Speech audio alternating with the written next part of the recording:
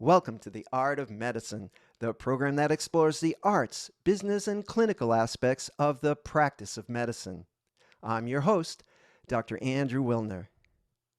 When I care for a patient, I need to know when I've reached the limit of my expertise and need to call in a specialist. That's definitely the case when it comes to my interactions with the Internal Revenue Service. Well, today, I'm asking two specialists, Ben Nanney and Jarin Dana, both CPAs, to share their insights on how tax laws affect physicians, especially locum tenens docs. But before we get started, I'd like to thank our sponsor, locumstory.com. If you're considering locum tenens, either full-time or on the side, you probably have a question or two, or 20. Fortunately, locumstory.com has the answers you need. It's packed with unbiased information and advice from physicians. Locumstory.com has nothing to sell. It's simply an information resource. You'll find super handy tools that let you see locum tenens trends for your specialty and compare different locums agencies. There's even a quiz to help you decide if locums is right for you. Locumstory.com is the perfect place to start if you want to learn more about locums. That's locumstory.com. And now, without further ado, I'd like to introduce my guests, Ben Nanney and Jarin Dana. Welcome. Welcome. Good to be here. Thanks for having us. Yeah. Oh, it's my pleasure. You know, you have both been on the program before and did a great job, and we're still willing to come back. So I think that's really nice. And I felt that you guys are experts and are good communicators. And physicians, learn a lot and study a lot, and but somehow the world of finance, in neurology we have this term called lacoon. It means lake, usually referred as a hole in the brain. And finance tends to be a lacoon in our education and something that kind of have to learn, after we graduate, usually the hard way. So you guys are going to help make it easier. To get started, Jarin, just tell me who you are and what you do and why you're an expert. Well, my name is Jarin Dana. Appreciate you having me back on. The last time I was on, as you know, Dr. Wilner, I was here representing NALTO, which is the National Association of Locum Tenens Organizations. I'm the president-elect there. But as you mentioned, I'm a CPA. That's what I grew up doing, went to college for. Started in that business, and then started with my partners a staffing business, Fusion Healthcare Staffing, based out of Sandy, Utah. So I'm president-elect of NALTO, CPA, and the CFO of that company. And so that has given me sort of a unique perspective on tax issues specific to locum tenens physicians. That's great. That's great. Okay. And Ben? Yeah, so I apologize up front. Kind of battling a cold. But so I own a business, Locum Tax. I've been doing that for about 2 years. Background before that, I did some financial planning work, worked for an accounting software firm, worked in some different public accounting firms before I kind of chased my dream and went out on my own. So I focused very exclusively on locums for the past 2 years, and I feel like I've learned a lot in these 2 years. So hopefully we can share some of it between Jarin and I. Well, just from my point of view, you look very trustworthy because I can see you're in your fancy corporate office there. Oh yeah, world headquarters. With yes. with the view, of the skyline, and but you actually specialize. All of your clients are physicians, right? Yeah, outside of just a few friends and family, yes, it's exclusive, and not just physicians; they're locums. And locum. So you're very familiar with the particular kind of tax situation that locum doctors are in. Well, so why don't we talk about that? Why don't we talk about that? Either one of you, what is special about being a locum tenens physician, which is only a few percentage points really of the million physicians in the U.S.? Jarin, the last number I saw was about 50,000 locum doctors out of 1 million licensed physicians in the U.S. So 50,000 is a lot, but it's not a lot compared to 1 million. So they're really a minority. What's special about their tax situation? Well, you had mentioned about 50,000. That's on the physician side. There are several staffing agencies that will also 1099 their CRNAs, NPs, and PAs. And so there's a little bit of inconsistent treatment on that nationally from firm to firm. But on the physician side, it's pretty much, 99% of staffing agencies will treat a physician doing locums as a 1099 independent contractor. And so that's point number one, right? That's going to be a characteristic that opens up a ton of tax issues, but also tax opportunities. I mean, some doctors will initially think, oh, I don't want to do locums because in April I had to pay all these taxes. Well, all that tells me is they didn't do any planning. It was poor planning, because there are certainly opportunities to help take advantage of the fact that you're an independent contractor. And there's definitely some tax strategies that can be employed that we'll talk about. All right, quick step back. You use the term 1099 and you use the term independent contractor. So what is different about that than the physician who works for Kaiser and is on a salary? Well, I mean, unless your head has been in the sand, the gig economy with the Ubers and Lyfts, I mean, worker classification is a very hot topic nationally. In fact, the PRO Act, which was some legislation that got introduced in the House, had this ABC test from California, and it really just comes down to worker classification. So if I'm a W-2 employee with Kaiser, they are doing all of my federal and state withholdings.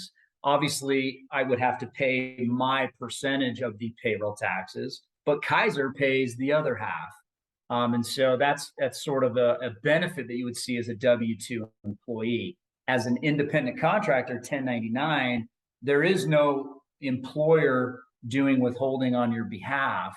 Therefore, you're responsible for both sides of the payroll tax, which is commonly referred to as self-employment tax. And that's kind of where this concept comes in. And that's really the big difference and the big tax difference between the two worker classifications.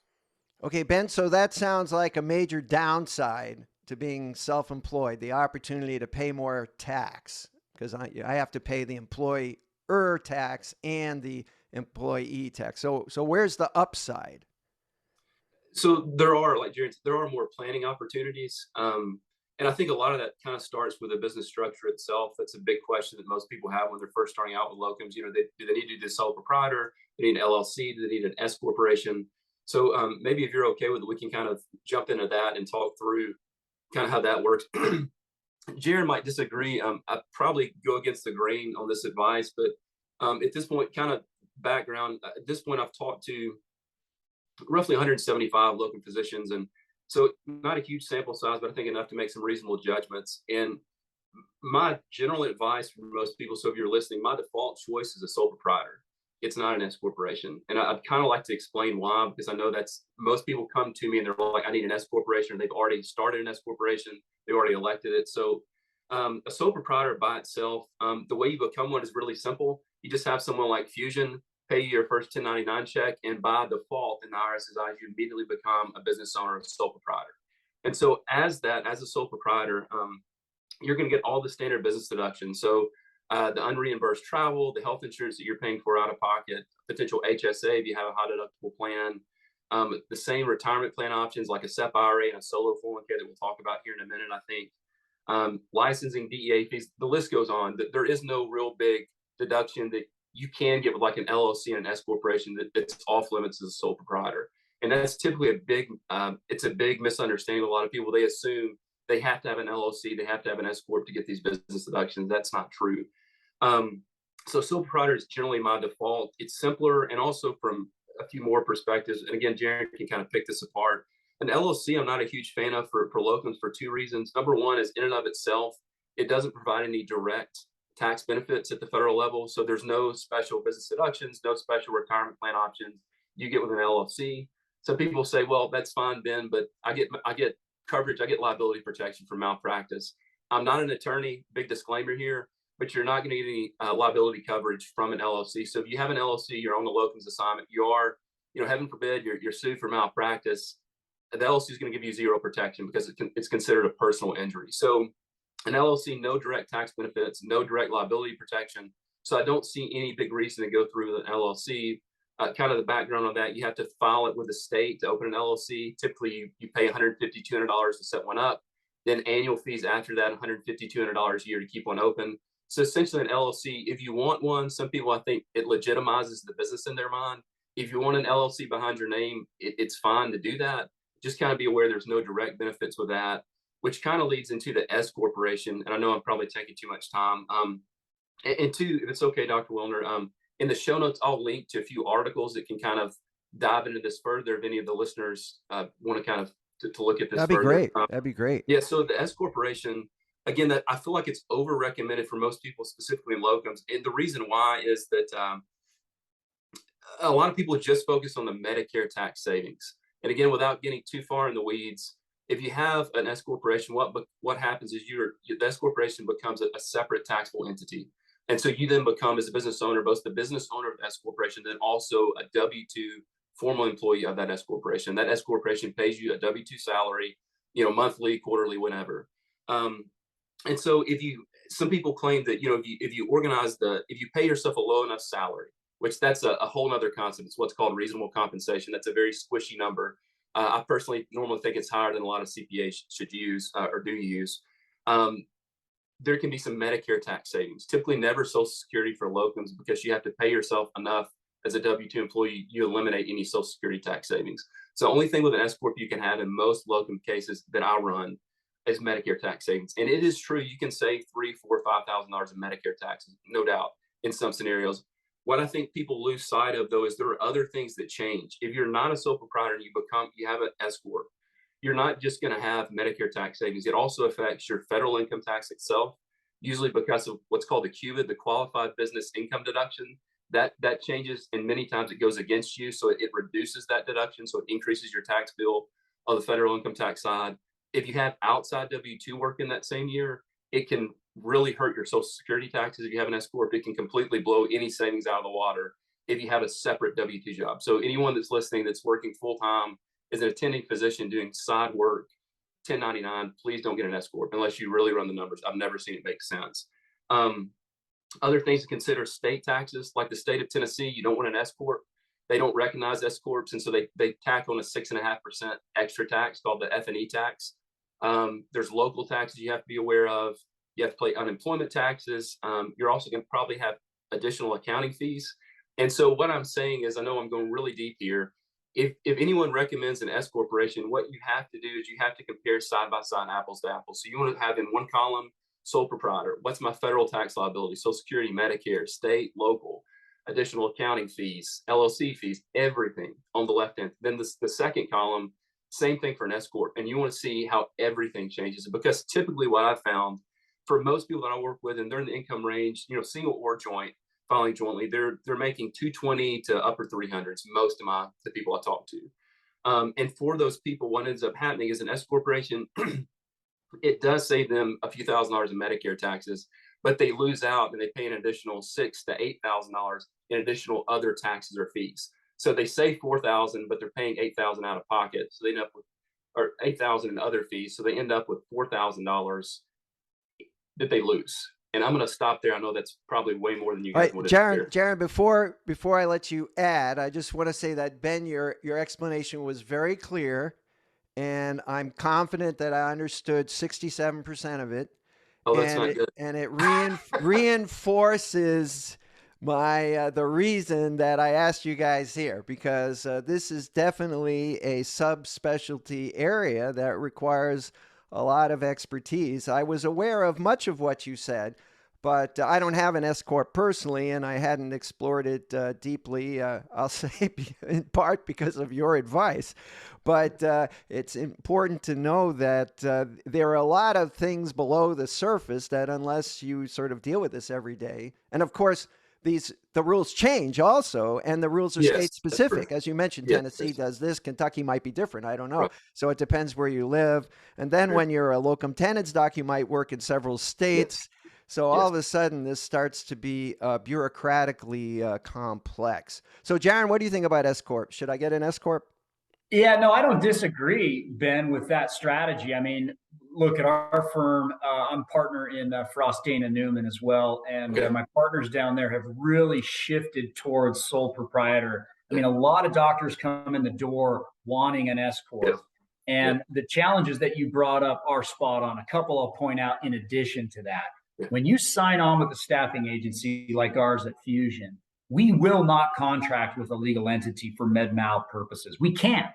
Our carrier does not recognize some, doctors LLC. So to your point, they're not getting extra legal liability protection by that structure. In fact, our agreement is with a natural person. It has to be. Right. The carriers, if there's a claim or concern around a claim, are going to ask for the contract from the agency to the provider, and they want to see that it's with a natural person. So they're going to disregard any entity for legal liability purposes. So that's one point.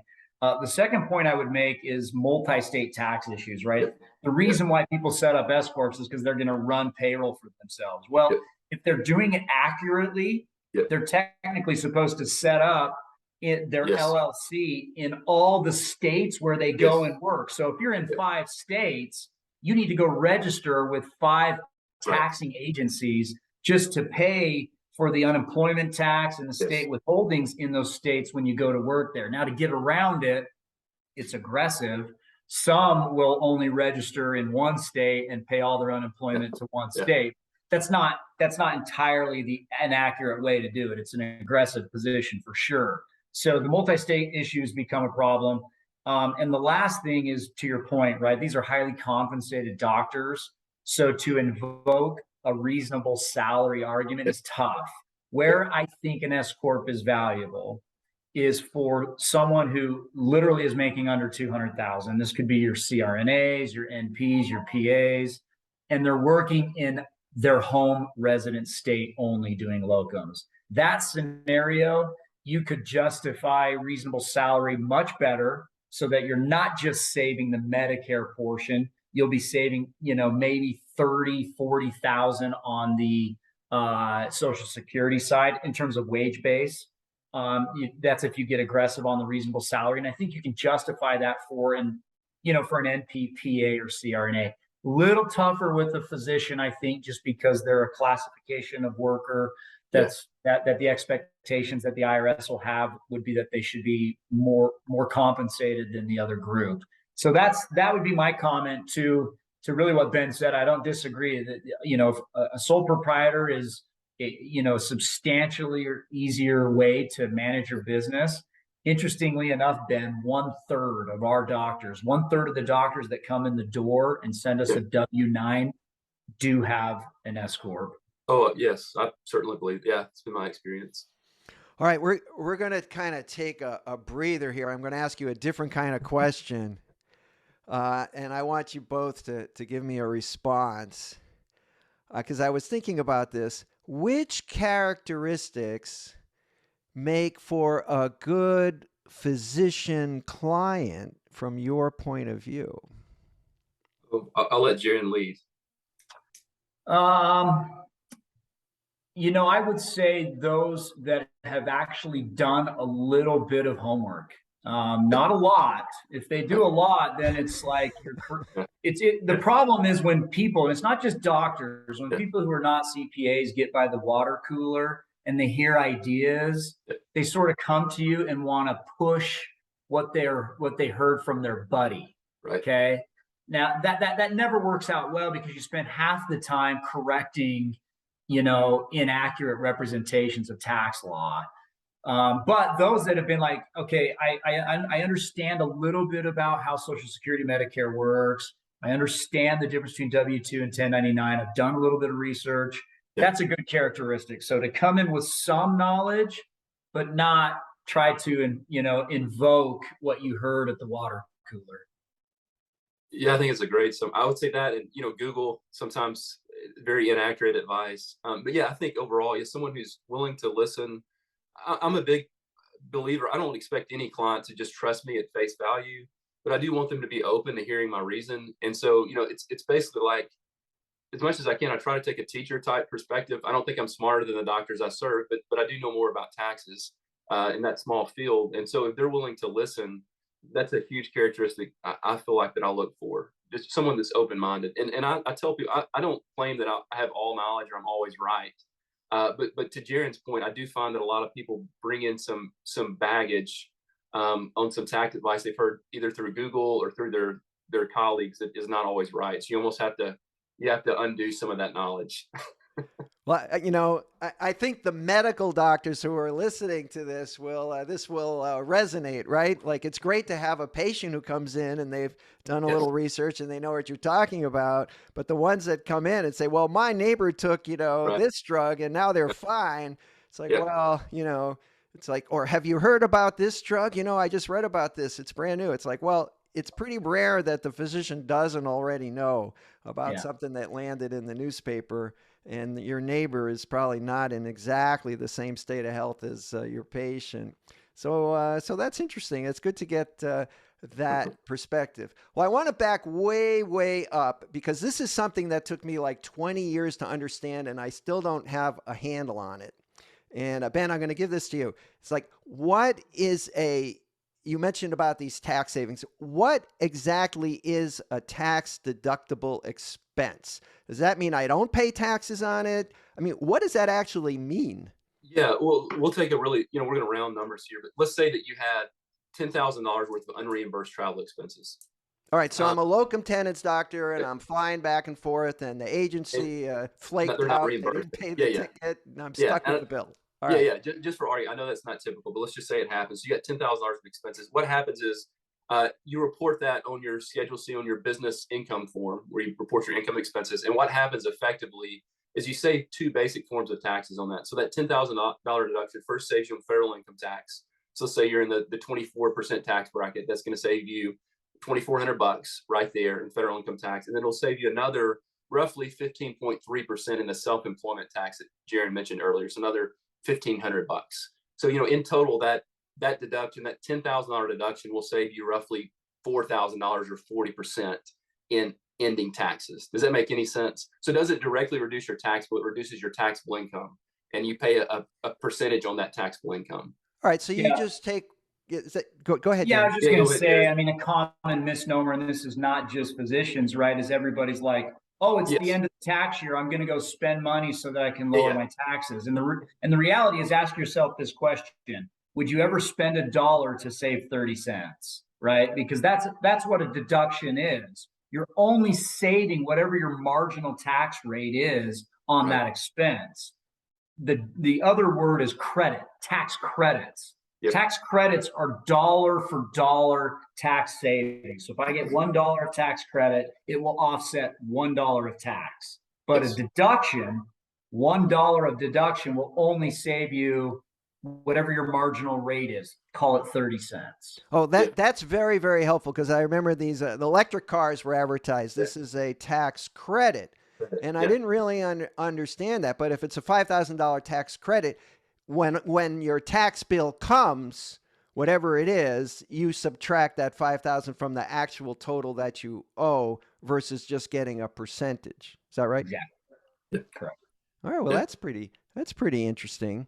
Well, here's a question for you, Jarin. Why work locums if there's no benefits, right? There's no health benefits. There's no retirement benefits, right? There's no health insurance. Why would anybody want a job that doesn't give you benefits?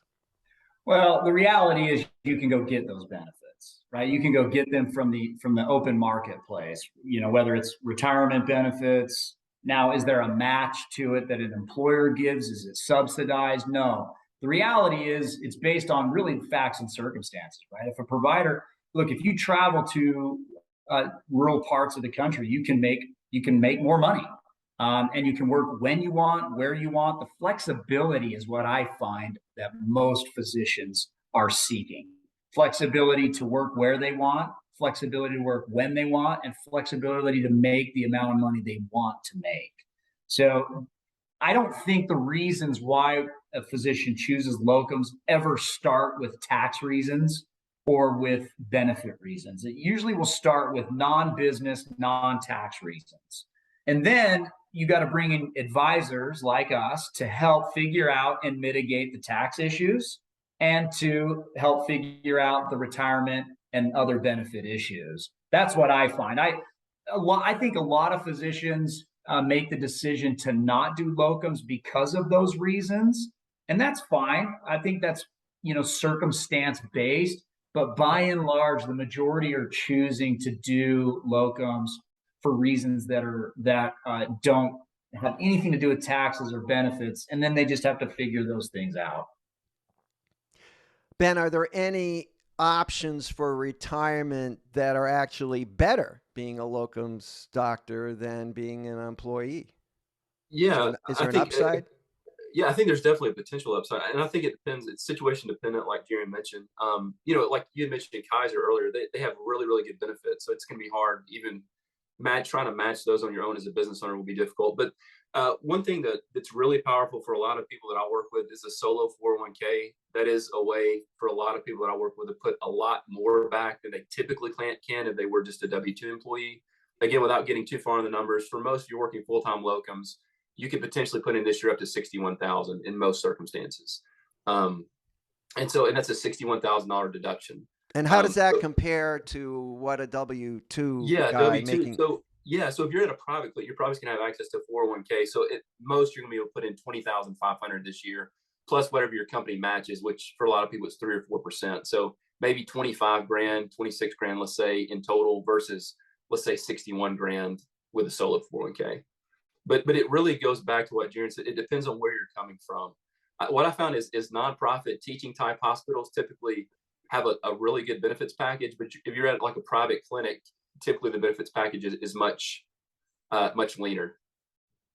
Yeah, and the younger the physician, the less likely they're going to want to put in $61,000 in retirement. Yeah. The physicians that are over 40 will get more bullish on that for sure, right? Because the timing of their withdrawal is a little closer than a physician who's 30 versus one who's 50. And so look, it's a cash flow issue at that point, right? I mean, if you can afford to put that kind of money away, why wouldn't you? It's a great way to set yourself up for retirement, but also save on the taxes now. So it's a great strategy. Cash flow is where it becomes an issue. I get a lot of providers like, that's a lot of money. Yeah, that's true. That's right. Yeah, I'd say it's kind of a split. I do have some young docs that are very, very aggressive in saving. But yeah, to your point, there's others who they have other goals. They might want a Tesla. Yeah. Right. Okay. Well, we're getting close to the end of the program, and I know you guys have a lot more knowledge that I haven't tapped. But is there anything else you'd like to add, Jarin, before we close?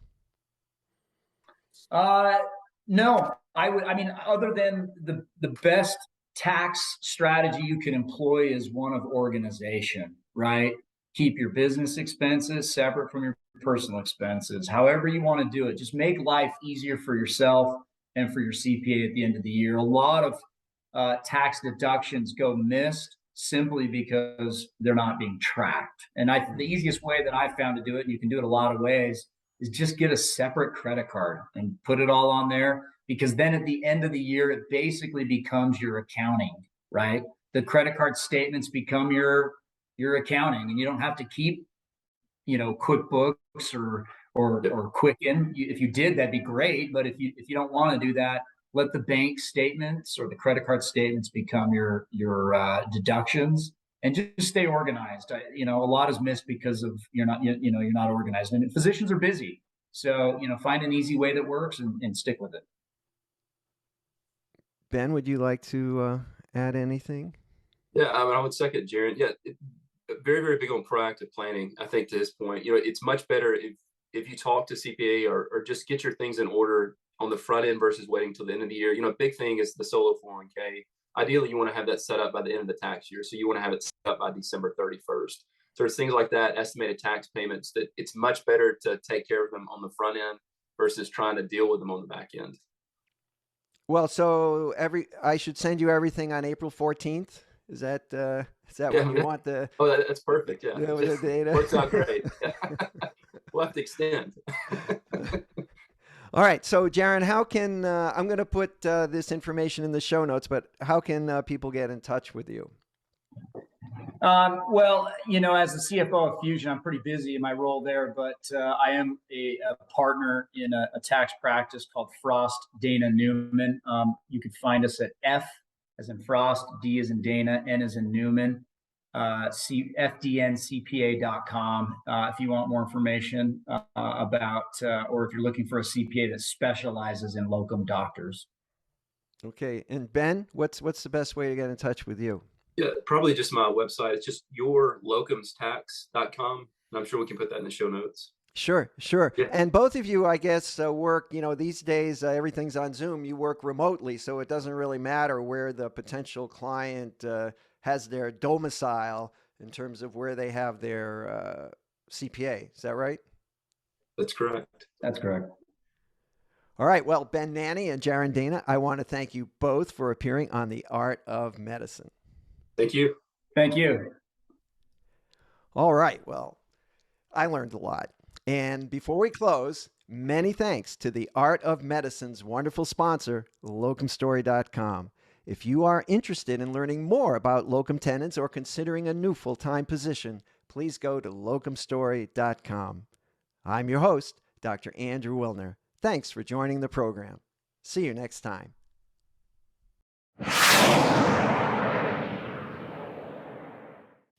This program is hosted, edited, and produced by Andrew Wilner, MD, FACP, FAAN.